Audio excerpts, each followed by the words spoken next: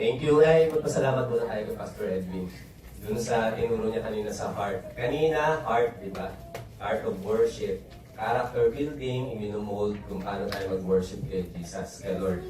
Ngayon, yung other half, kung paano tayo on stage, syempre yung skills na hindi naman pwedeng puro heart lang. Yung sinabi ni Pastor Edwin kanina, alto, hindi naman pwedeng gano'n. Kailangan skill set, ma-enhance pa rin natin.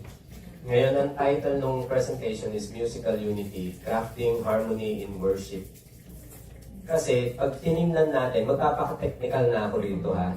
Hindi na natin, babanggitin ko na yung salitang performance. Of course, we are still performing in the context of musical piece ito eh. Nasa banda tayo. Ngayon, dahil technicalities na ito, individual tayo, pero kaya iba-iba tayo. Ngayon, mahirap maging isa.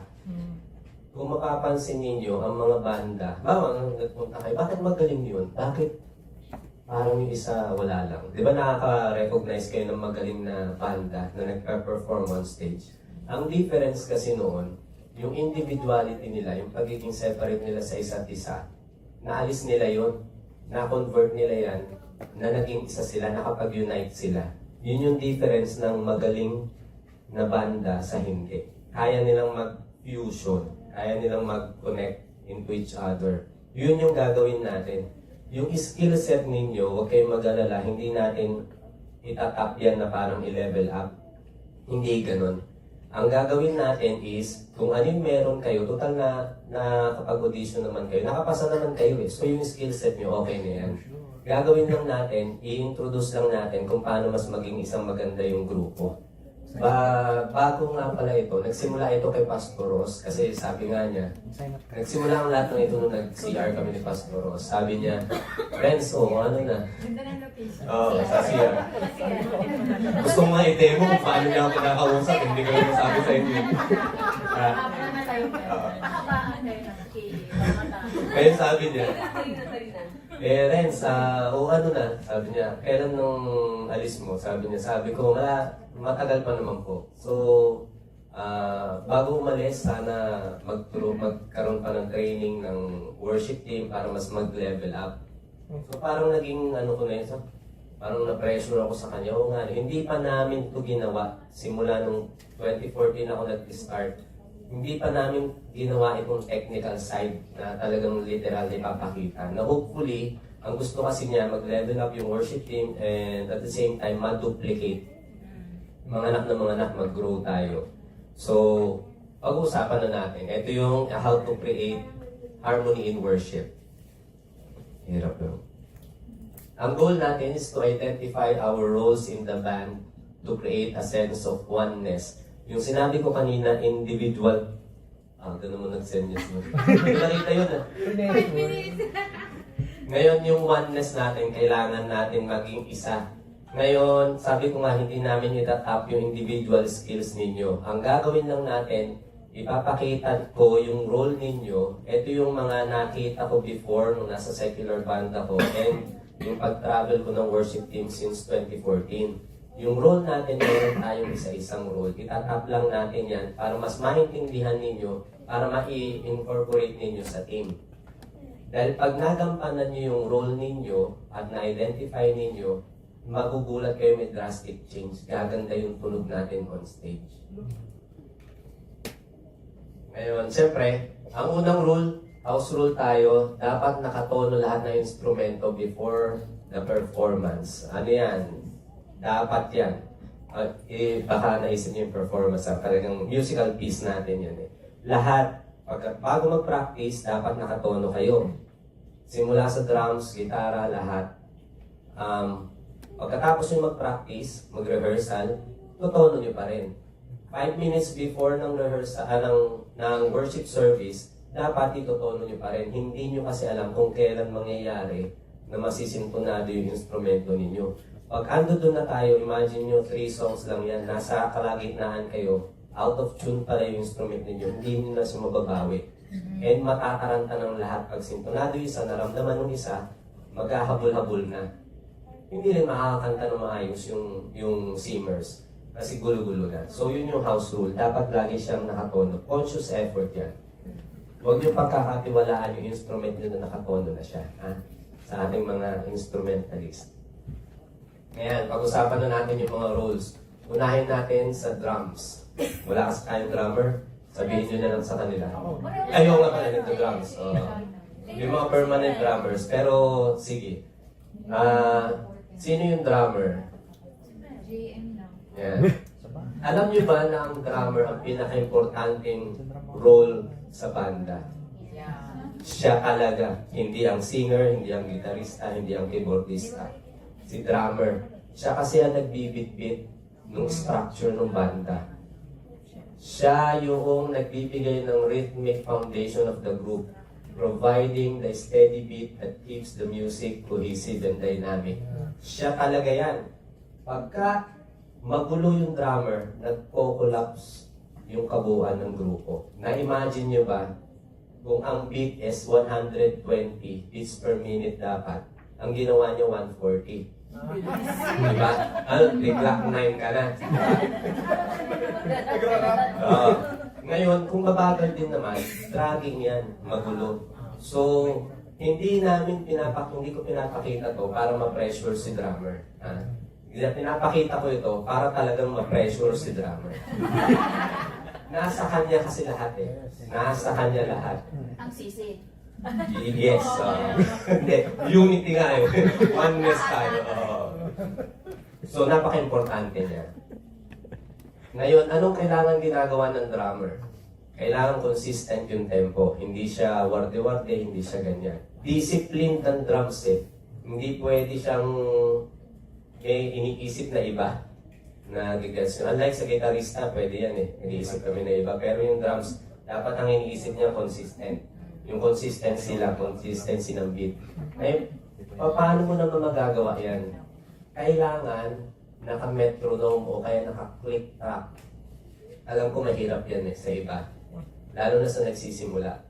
Pero kailangan naka-metronome si drummer on stage. Kung hindi pa niya kaya, dapat tuwing nagpa-practice siya, may click track. Yung tuloy-tuloy yan eh, na nakikita niya yung beat.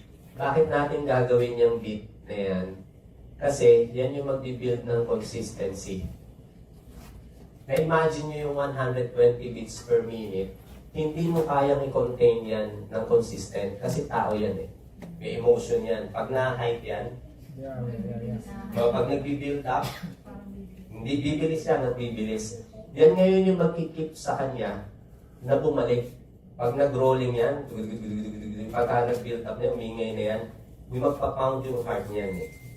Pag nag-pound yung heart niyan, tataas na yung beat, wala na yan. Hindi na niya kaya babalik. Hindi na niya kaya ibalik yan ng natural. Kaya kailangan, meron siyang metronome sa harap. Meron niyang ilaw yan eh. At least kaya niya bumalik. Pagka na-hype na siya. Yun yung importance ng may metronome. Kung hindi niya kaya on stage pa, kailangan practicein niya yan sa bahay. Pero ang ultimate goal, dapat on stage, kaya niya yan. Ngayon, yung ibang worship team, may mga nakikita kayo, may naririnig na sila kung nakakapanig kayo sa video, di ba? May click na sila. Hindi ko masuggest yan na lahat tayo nakakarinig niyan. Dapat si drummer lang. Kasi sa experience, ang focus mo kasi, yung click. Ngayon, pagka yung drummer, lahat tayo nakinig na ng click, ang sinusundan natin yung click. Paano kung hindi makasunod si drummer? Di ang gulo na. Ang focus natin, ang click kasi natin, supposedly, si drums. Kaya dapat siya lang yung makakinig noon. Huwag na tayo. Gugulo yan eh. Marami tayong susundan. Ngayon, suggestion ko rin, pagka nagka-hype ay sa singer, di ba pagka nag-acapella, ay ba? Pag nag-tone down, di ba yung piliting din masundan, kasi minsan imaginary na lang yung click eh, dahil hindi na nga naririnig. Pero si drummer, kailangan meron pa rin niyang naririnig ka kahit pa paano. Ting, di ba yung kahit may ride. Pilitin nyo pa rin pakinggan hanggat maaari. Kasi pagka na-offbeat, may hirapang bawiin eh. Ang hirap ihabol ulit. So as much as possible, focus tayo dun sa beat na kine-create ni drummer. Pero dahil unity tayo, Kung nagkakamali si drummer, wala tayong choice kundi sundan siya. Dahil mas pangit tingnan pag hindi natin siya sinundan. Sisihin na lang natin siya sa huli. Kasalanan niya na yun, di ba? So, laging yan, yun ang problema. Yun ang challenging part sa drummer. Napakataas na responsibility. Technical na tayo, syempre. Tapos na tayo sa heart, di ba? Kaya kailangan technical. Ngayon, bass. Siniset pa lang yung puso. No, sinet yung puso. Ngayon, we're heart of worship na. Siyempre, kailangan excellent na tayo. Bassist, sino naman yan? Anong role ni bassist? Siya yung magpo-provide ng both rhythmic and harmonic foundation. Siya yung magpo-contribute ng overall groove and feel of the music. Si drums, narinig niyo siya kanina. Tug-pak, di ba? Siya yung tug-pak, tug-pak. Siya yung nagpapaindak sa'yo. Pero magpapasayaw sa'yo ng tuloy-tuloy si bass. Kasi lalagyan na niyo ng tono si drums. Kung dating tug-pak, na hindi na. Dum. Yun na yun. Nararamdaman mo na siya. Ngayon, vital yung info na yan para sa bassist. Complement kailangan. Tandem sila lagi. The drums and bass must lock in to form a solid rhythmic foundation. Yung ituturo ko ngayon, pag natapos na ito, kahit bass and drums lang, maganda na ang tunog natin. 50% ng tunog is nanggagaling sa combination, sa complementation between the bassist and the drummer. Pag naramdaman yung magandang tunog, hindi dahil sa vocalista yan, hindi dahil sa keyboard, sa guitarista yan. Dahil yan sa dalawang yan. Nag-connect sila. Ang complement ng bawat isa, kailangan dikit. Ang tawag dyan, lock-in talaga. Hindi pwedeng maghiwalay. Hindi pwedeng bumitaw si bassist kay drummer. Siyempre, given, sinipra nyo, di ba? Sinipra nyo yung bass line, sinipra nyo yung drum line. Papakinggan ni bassist, tinitingnan niya, nagtitingin ng dapat lagi. Ang term dyan is, nag-aamuyan kayo lagi. Nasa inyo ang buhay. Pag magkahiwalay, si bass at saka si drums, yung amoy nyo, hindi mabango. Diba? Siyempre, iba na yung tunog niyan, hindi na kayo mapapainda. Walang song na magkahiwalay si bass at saka si drum. Yun ang objective ni bassist. Sundan ng sundan si drummer. At huwag mong bibitawan si drummer. Pero si drummer, dapat huwag siyang malaro. Para hindi mawala. Kasi consistency yan eh. Ang tawag dyan, pocket.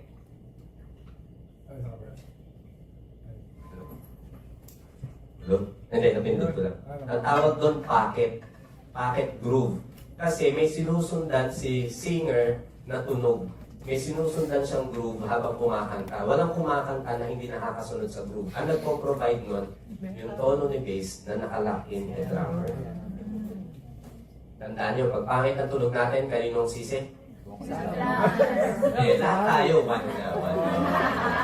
Kaya mga testing, art of worship. Kasi siya. Wala naman sa tele. Naka-video tayo. So, very vital. Sabi nga, alam nyo ba sa banda, sa amin, nangyayari pa, hindi naman sumasama sa rehearsal kaming gitarista at keyboardist at singer.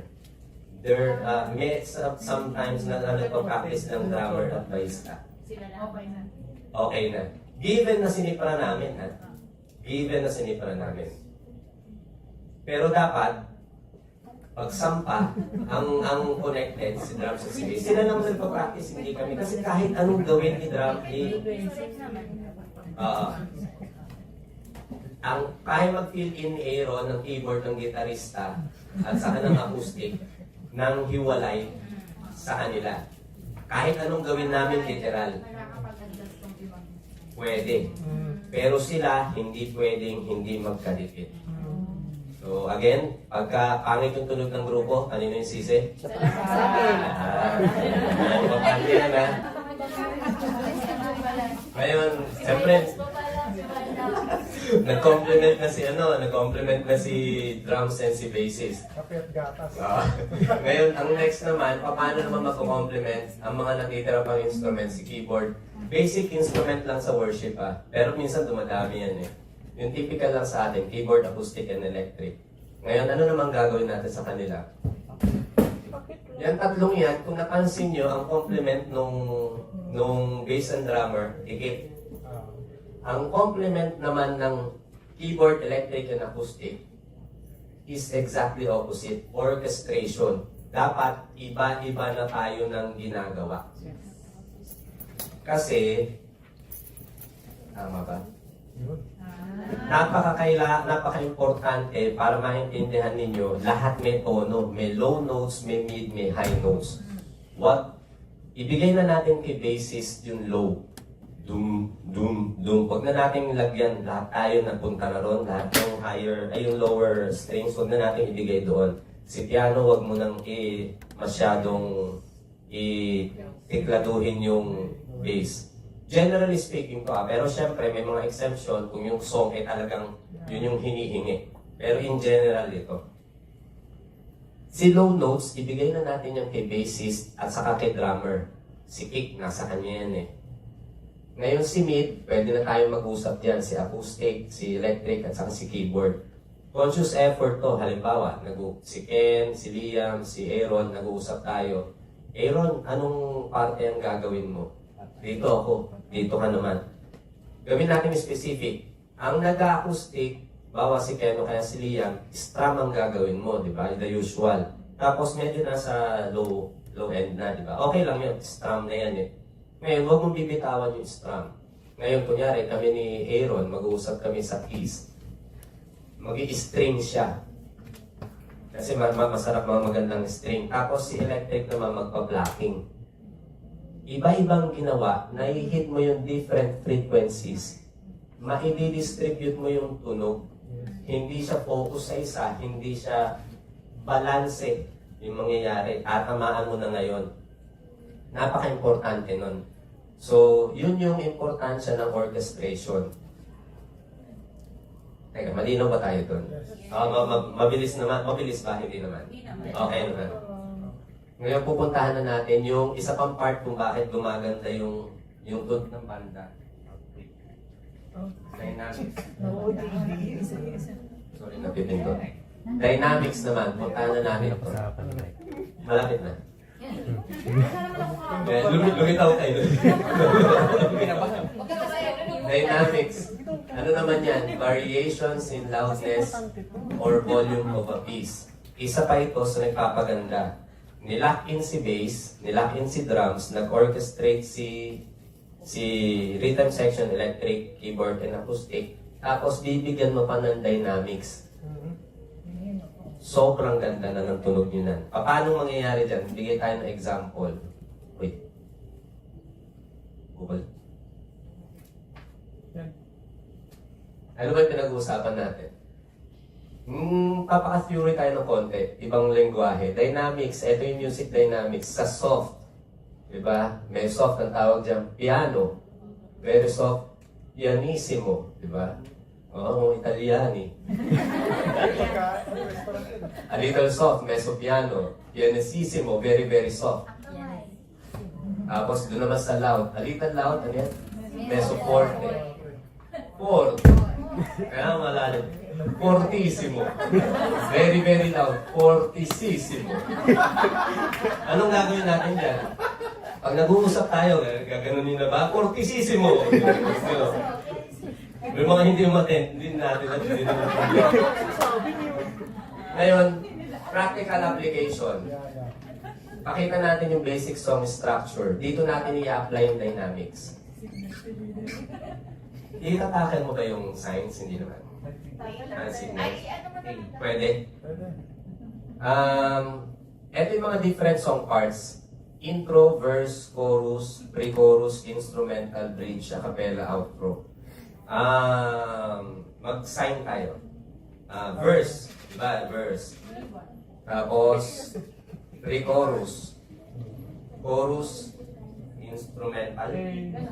Instrumental. Yan ang mga gano'n na. Tapos, bridge. A cappella.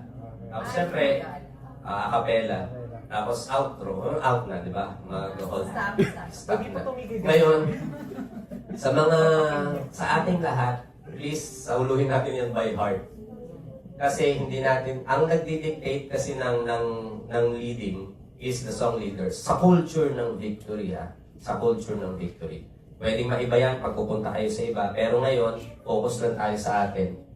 Hindi naman pupunta sa ibang literal. Pag nanood kayo sa iba. Yan. Ngayon, sa atin, sa songers, sa singers, please naman din, huwag nyo naman kaming gugulatin. Yun, ha? Huwag nyo kaming bibiglayin na chorus na pala. Yun, at least align before para magkaroon kami ng preparation. Kasi teamwork na tayo di ba, Juan? Napaka-importante ng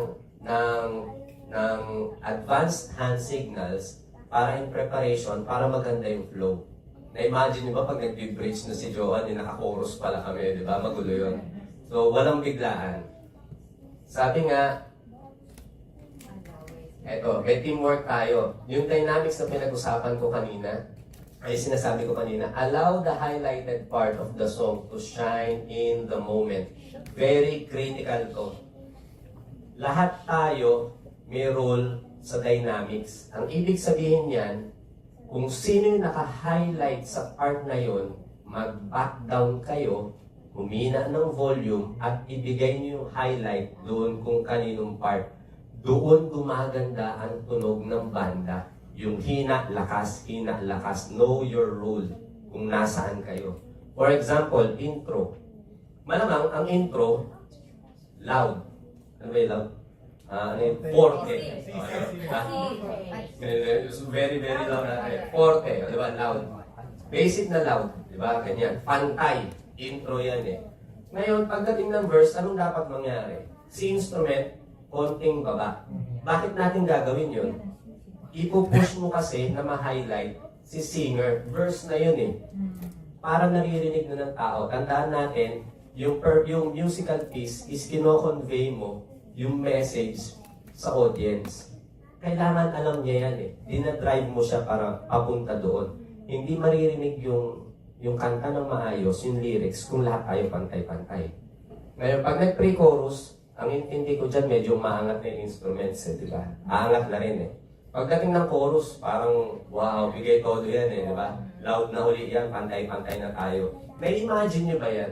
Kung up and down yung volume, yung hype din sa audience nadadrive mo emotion nila, hindi siya monotonous. Na ipipilit mo siya, na i-groove mo siya. Pagdating na instrumental, whichever, kung sino man ang naka-highlight doon, kung si gitarista or keyboardista, tone down, ibigay lahat doon doon sa part na nag-lead. Ngayon, bridge, usually ang bridge natin biglang tumatahimik, di ba? Parang tahimik una Tumatahimik siya. Siyempre, ibigay natin ulit kay singers.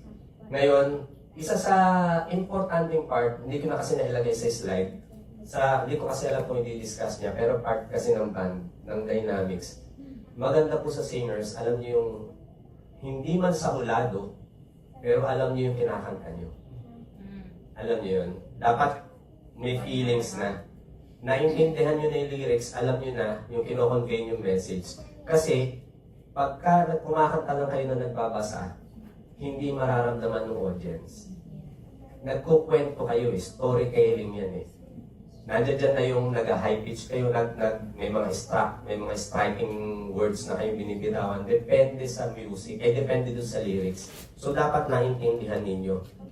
Yun yung part ng dynamics ni singer. Ngayon si bridge, di ba? Tapos si acapella, syempre, usually si singer, saka si drums. Yan na lang yan. Ay, audience, di ba? Tapos pagdating na out niyan, build up. Napaka-importante sa worship band, yung building up. Kasi talagang hinahype mo yan Di ba? Pangat ng pangat ng pangat. Nakikita nyo nga si Senyora Johan, talagang, di ba? Bakit? Pag naramdaman nyo na, dapat ibigay nyo yun. Hindi sasabi, susunod. Yung ang importante kasi doon, yung binanggit ko kanina, yung ma-convey mo yung mensahe and mailagay mo, kailangan si audience, maisama mo, ma-incorporate mo na parang sila rin mismo yung part na nag-worship. And magagawa mo lang yan pagka yung dynamics nyo is na ibibitaw nyo ng maganda. magugulat na lang kayo bakit may hype na tao, ay na audience sa congregation, di ba? Minsan nadala na sila eh. Kailangan madala sila. Baka pag ginawa natin to ng proper, ng talagang perfect, bababa pa si Jay Guruin dito eh.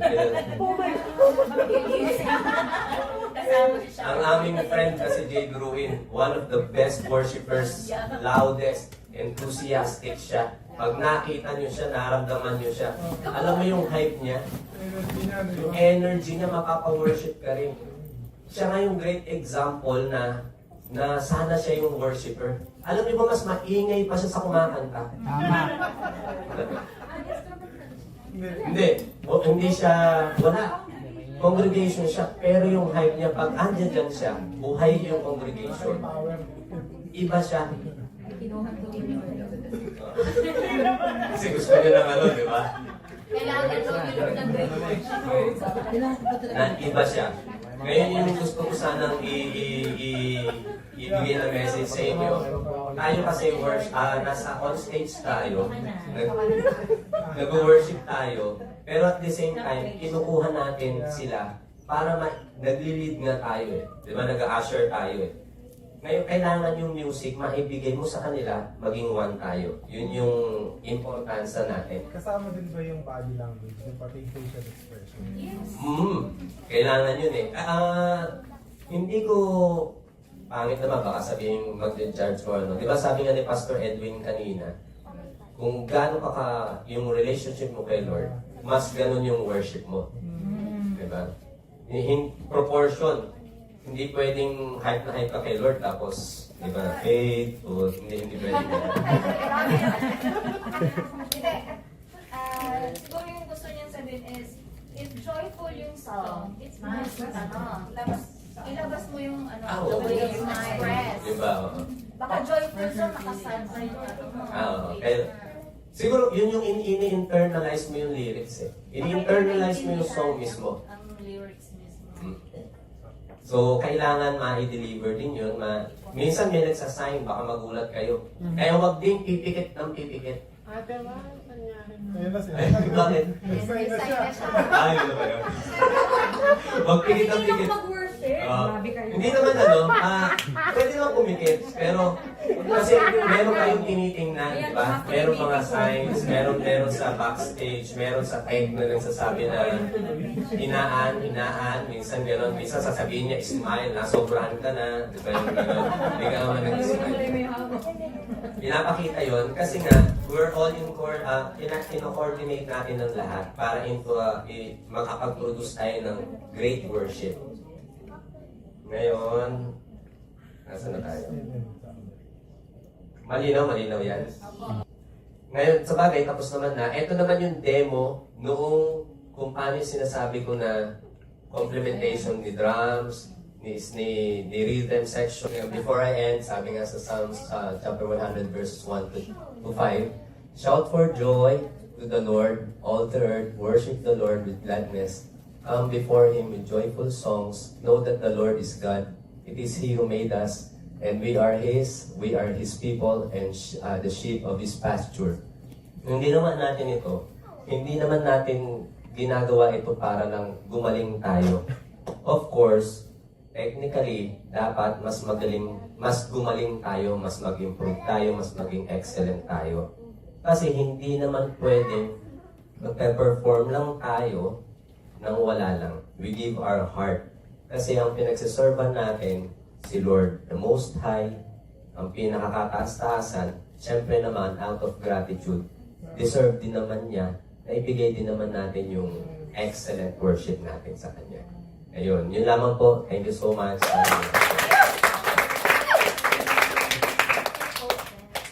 Ay, may